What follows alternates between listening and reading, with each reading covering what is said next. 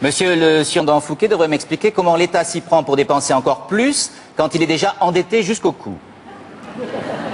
Le surintendant te dirait que le commun des mortels couvert de dettes va en prison, mais que l'État, même s'il est endetté jusqu'au cou, creuse la dette. Pourtant, il nous faut de l'argent. Comment en trouver quand on a déjà créé tous les impôts imaginables? On en crée d'autres. On ne peut pas taxer les pauvres plus qu'ils ne le sont déjà. Non. Les riches, alors? Les riches non plus, qui ne dépenseraient plus. Un riche qui dépense fait vivre des centaines de pauvres. Alors comment fait-on? Ah, Colbert, tu raisonnes comme un fromage. Il y a quantité de gens qui ne sont ni pauvres ni riches. Des Français qui travaillent en redoutant d'être pauvres et en rêvant d'être riches. C'est ceux-là que nous allons taxer. Trait du diable rouge. Il y a Mélenchon et qu'il faut donner un petit peu dégage. Et donc on se retrouve avec un merdier derrière et qui discrédite après les politiques parce qu'on se dit on fait des promesses, ils ne peuvent pas les tenir. Donc je pense que déjà notre système d'élection de président de la République au suffrage universel, que moi je n'approuve pas, mais qui en plus avec des médias extrêmement rapides, extrêmement présents, rend la machine impossible. Et deuxièmement, il y a une partie du pays, à droite comme à gauche d'ailleurs, qui n'a absolument pas de culture économique. La plupart de nos élites sont plutôt des technocrates colbertistes que des économistes. On a eu 2 économistes sur la scène politique française, qui étaient Raymond Barre et DSK. Les autres, c'est des cours des comptes, des inspecteurs des finances, mais ce ne sont pas des économistes. C'est-à-dire des gens qui apprennent le fonctionnement de telle ou telle méthode pour faire un budget, gérer l'État. Mais ce n'est pas vraiment des gens qui réfléchissent à la matière économique. Et donc, on a une vision un peu à courte vue. Et puis, l'endroit où, soi-disant, on fait de l'économie en France, c'est Bercy. Et pour moi, Bercy est quand même un repère de technocrates qui n'ont pas de vision et ils ne savent pas expliquer une politique économique. Voilà, en 2 choses, notre système et la formation de nos élites. Vous partagez cette analyse, Christophe Barbier? Complètement. Et s'il faut ajouter 2-3 éléments, les politiques souvent gouvernent au sondage. Souvent, les réformes ne doivent pas être populaires pour être efficaces. Si elles ne sont pas populaires, elles ne plaisent pas au sondage. Et donc, on se retrouve avec une contradiction.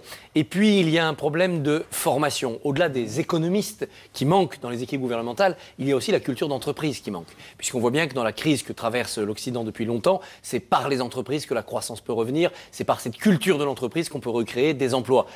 Il y a trop peu de personnels politiques qui sont passés par l'entreprise. Le seul au gouvernement, c'est Vincent Peillon, parce qu'à 20 ans, il a créé une entreprise d'importation de saumon fumé, dont on n'a pas vu qu'elle avait marqué l'histoire de la gastronomie. Raison, hein, oui. Mais bon, c'était bien. Cahuzac, que citait Guylaine, lui a dirigé une clinique, donc on peut se penser qu'il a eu un peu de gestion, mais enfin, on n'est pas non plus dans l'économie privée quand on dirige un établissement de santé. Sinon, 0. Et au Parlement, on publie les chiffres cette semaine dans le journal, 5% de députés issus de l'entreprise, 43% aux États-Unis, 25% en Grande-Bretagne. La culture d'entreprise parmi les décideurs politiques, c'est 0. Je ne comprends pas. Vous voulez que le chef de l'État soit Jacques-Antoine Granjon, président de venteprivée.com, 1,3 milliard de chiffre d'affaires et élu capitaliste de l'année? Non, parce qu'on aura l'excès inverse. On aura quelqu'un qui n'aura pas la culture de l'État, qui n'aura pas fait l'ENA, qui ne connaîtra pas l'administration et qui se prendra les pieds dans le tapis de l'administration. Mais il serait bon que les politiques eussent appris la culture de l'entreprise au cours de leur formation. Il n'y a pas de règle générale. Thierry Breton a été un bon ministre des Finances, je crois, et Francis Maire a été un mauvais ministre des Finances. Il n'y a pas de recette. S'il s'agissait simplement de prendre le bureau du MEDEF et de le mettre au gouvernement pour régler tous nos problèmes, il suffirait de le faire. Non, bien entendu, ça ne suffirait pas. Mais on est quand même avec un balancier qui est allé beaucoup trop loin du côté de la culture démocratique. Alors, moi, j'ai l'impression quand même que l'un et l'autre, vous me dites à un moment, il y a un manque de culture économique et au bout du compte, ça revient à dire, finalement, on a la classe politique qui nous ressemble. Parce que c'est généralement quelque chose qu'on reproche aux Français et même aux journalistes, d'ailleurs. Qui ressemble un peu à notre PIB. C'est vrai qu'une grande partie de la croissance du PIB de ce pays, c'est les dépenses publiques. On aime bien se réfugier dans les bras de l'État dès qu'il y a un problème à régler. On a cette culture-là qui est jacobine. Donc en effet, elle en est le reflet. Cynthia Fleury, alors je vous arrête parce qu'on voit tous la référence, pardonnez-moi, alors je fais un petit rétropédalage. On voit tous la référence, c'est la 2e fois dans l'émission au colbertisme, et en gros, on se dit c'est des gars derrière un bureau qui ont une vision une fois pour toutes, parce qu'ils sont très intelligents et qui savent comment, en pointant des chiffres, on organise. Ça veut dire quoi quand on taxe? Je recommande à tout le monde de lire Fouquet, Le Soleil du Roi par Paul Morand, qui est l'histoire de Fouquet contre maître Colbert. Fouquet a tout inventé. C'est un peu un voyou qui pique dans la caisse, il ne sait pas ce qu'est l'État, ça. Mais c'est lui qui a tout inventé. Les banques, les tapisseries qui arrivent, qui disent non, c'est tout ça, c'est l'État. Je caricature à peine. Oui. Hein. Mais voilà, je nationalise, mais après, par derrière, je fais fortune aussi. Quoi. Oui. Bon, moi, on s'est arrêté un peu trop à Colbert, Augustin, etc. Mais l'État seul est garant, c'est l'État qui sait faire, c'est l'État qui a une vision à long terme, et on n'a aucune vision du marché. La phrase typique, c'est Montebourg, la ligne jaune, c'est la fermeture d'une usine. Bon, je sais pas, il y a des usines qu'il faut fermer, il y en a qu'il faut pas fermer. Je veux dire, il n'y a pas de ligne jaune. Ou alors on nie le capitalisme. Le capitalisme, c'est gagner de l'argent et c'est destruction, création. Mais il faut qu'il y ait de la création. C'est sûr qu'il ne faut pas qu'il y ait que de la destruction. Mais on reste quand même sur des visions très figées, de plans à long terme, etc. Voilà. Est-ce que la philosophe s'intéresse à l'économie ? Là, ça devient compliqué. Parce qu'il faut manier et compétences et désintéressement. D'une certaine manière, le moins intéressé par le pouvoir sera le plus garant des intérêts de tous. Bon, alors donc là, c'est compliqué, puisqu'on ne peut pas aller vers une compétence d'expertise. On est obligé d'aller vers une compétence holiste, écosystémique, c'est-à-dire une compétence qui fait le lien, qui est interdisciplinaire. Le politique retrouve sa marque, sa marge de manœuvre. Vous allez bientôt nous dire, votez pour le seul qui ne veut pas être élu. En France, il y a toujours l'idée, ça remonte à l'idée révolutionnaire de la vertu, qui puise moins dans l'histoire, y compris dans la philosophie grecque, que les intérêts particuliers sont par nature frappés d'illégitimité. Et que donc il faut que quelque chose s'extrait au-dessus de la masse. Cette chose, c'est l'État en majesté, rayonnant, qui lui sait. Et le savoir de l'État est entré en résonance avec le pouvoir de l'énarchie pour créer cette relation très particulière que les Français entretiennent à l'État, qui est un mélange de vénération et d'exécration. De même façon que ce pays monarchiste a coupé la tête du roi, il est balance en permanence entre la vénération et l'exécration d'un pouvoir dont il attend beaucoup et dont il est toujours déçu. Ça veut dire, Claude Veil, que chez nous, le pouvoir décide plus qu'il n'arbitre ? Il décide, il est supposé décider. Et que nous formons par ailleurs des décider. administrateurs qui ne sont pas forcément des dirigeants. Il décide absolument, mais dans un champ de contestation qui tient à s'exprimer aussi. Ce n'est pas une délégation simple. On ne dit pas à l'État de décider à notre place. On entend avoir son mot à dire jusqu'au bout. Je voudrais juste faire un détour par le vocabulaire qui me paraît passionnant. En France, vous l'avez employé le mot, on appelle ça le pouvoir. C'est une chose incompréhensible dans les autres démocraties. Aux États-Unis, quand vous dites power, ça veut dire le gaz et l'électricité. Ça veut dire l'énergie qui fait tourner le moteur. En Espagne, poder, c'est l'apanage de Dieu. Il n'y a que Dieu qui a du pouvoir. En France, on confond l'administration et le pouvoir. Voilà une vision quasi jupitérienne du rôle de l'État central. Ça veut dire qu'on attend trop de lui ? J'en suis convaincu. D'où le cycle vénération-détestation dans lequel nous sommes entrés depuis, en gros, 81 et même au-delà. J'ai eu la curiosité de regarder aujourd'hui dans le dernier baromètre Figaro Magazine qui vient de sortir, la cote de popularité de François Hollande. Alors évidemment, elle est basse, mais elle est rigoureusement parallèle à celle de tous ses prédécesseurs. Tous ont perdu 20 points dans les 9 premiers mois. C'est-à-dire que tous sont arrivés auréolés du prestige de l'onction du suffrage universel et de l'espoir de la page blanche, l'ardoise magique des gosses. Vous savez, tous les 5 ans, on efface l'ardoise et on va pouvoir écrire autre chose à la place. Un palimpseste démocratique. Et puis, au bout de quelques mois, on dit finalement, ça n'a pas tellement changé. Encore un qui s'est payé notre tête. On guillotine en douceur. Moi, je trouve qu'on a perdu très bien. La Matignon est tout le temps circuité par l'Élysée qui décide de se servir de tel dossier, de tel sujet, etc. Donc, un exercice solitaire du pouvoir de manière assez étatique, colbertiste, imposé d'en haut, et pas du tout ce leadership qui consiste à expliquer et conduire les gens vers une direction. Et parce que je pense que dans l'exercice du pouvoir, il y a effectivement les compétences économiques, scientifiques, etc. Mais il y a aussi la dimension psychologique et historique. Et elle ne s'exerce pas souvent dans notre pays. Je trouve que la psychologie...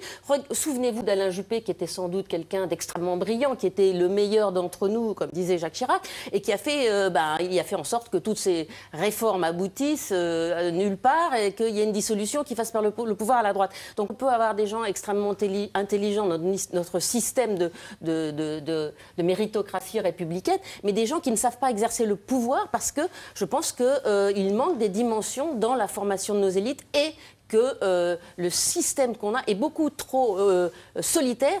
Les démocraties parlementaires... Ils manifestaient hier devant le ministère du Travail, Sanofi, Peugeot, Virgin ou encore Goodyear. Tous ces salariés venus rappeler au gouvernement les promesses électorales de François Hollande. Tous réclament notamment l'interdiction des licenciements boursiers, une déception à l'image des espoirs soulevés pendant la campagne et confirmée par le ministère du redressement productif confié à Arnaud Montebourg. Question, faute de pouvoir interdire les licenciements, faut-il interdire les promesses électorales? Parce que les gens ne s'attendaient pas à ce que ça continue. C'est-à-dire qu'après l'élection présidentielle, et une fois qu'on avait battu celui qui était présenté comme l'incarnation de cette politique, et bien que la même orientation continue. Consternation, désillusion. Fini la lune de miel entre François Hollande et son électorat de gauche.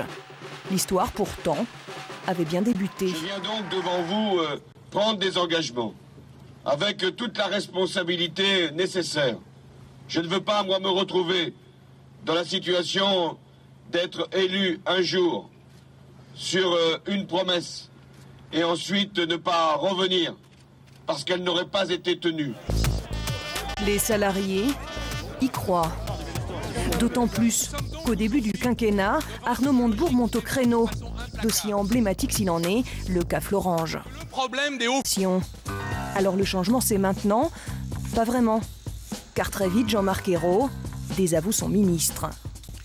La nationalisation, c'est-à-dire l'expropriation par nécessité publique, peut certes être nécessaire dans des circonstances historiques particulières ou pour sauvegarder des intérêts supérieurs de la nation. Mais elle n'est pas efficace face à un problème de débouché pour une entreprise ou face à un problème de compétitivité. On voit bien que tout le monde d'avoir été trahi. Douche froide. Une fois encore, l'exercice du pouvoir met à mal les promesses de campagne. Et pas seulement dans le domaine industriel. Un énorme décalage, pour ne pas dire une contradiction qui me choque, entre les engagements du gouvernement sur la transition énergétique et donc la sortie finalement progressive du nucléaire et le développement des énergies renouvelables. J'aurais préféré que l'on installe un fonds de soutien aux énergies alternatives. Ce n'est pas le cas. On a préféré d'ailleurs sur l'ancien gouvernement casser la filière solaire et affaiblir la filière éolienne. Que M. Montebourg continue comme ça et les écologistes ne resteront pas longtemps à ses côtés.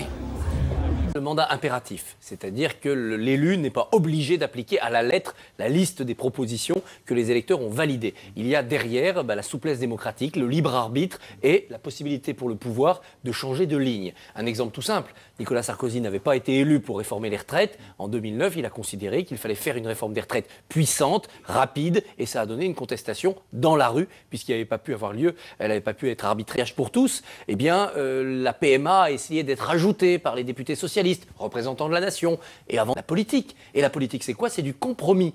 Et je pense que dans le compromis, on retrouve des racines... Et la conscience d'être maître de leur destin et que les choses sont possibles.